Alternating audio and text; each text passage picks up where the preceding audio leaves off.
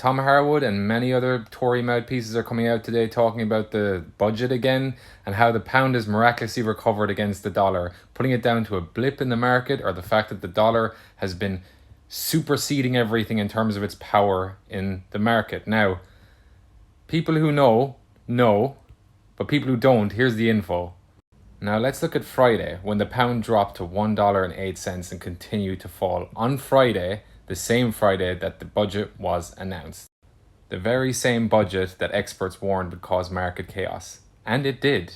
It did for a long time. Throughout the whole week, the pound was dropping and people were worried it was going to hit under $1. Very realistic prospect. Now let's fast forward to today where the pound sits comfortably at $1.11 and yesterday when it was at $1.12. Now the market responds to things. The market doesn't just capsize or collapse, and you could say the strength of the dollar had an influence, which it did, a very minor influence because you look at other currencies that are competing against us and we performed far worse than they did. The dollar is not to blame for the crash in the pound. It's simply not. It could be an influencing factor, but it's not to blame. The mini budget is what caused the crash. But what caused the recovery? If the strength of the dollar caused the crash, as so people are saying, what caused the recovery? Was it just miraculous? Were aliens investing in the pound and throwing money all around? I don't think so.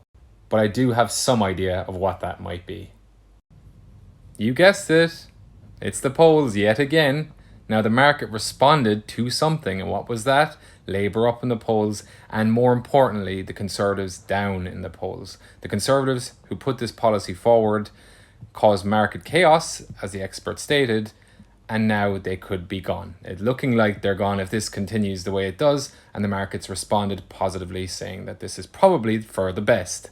Now, just put the timelines together yourself, and you'll understand why the pound went down, subsequently back up again. It's because the market has no faith in the Conservative Party. The public have no faith in the Conservative Party. And that's all I'm going to say on that one. Have a good evening.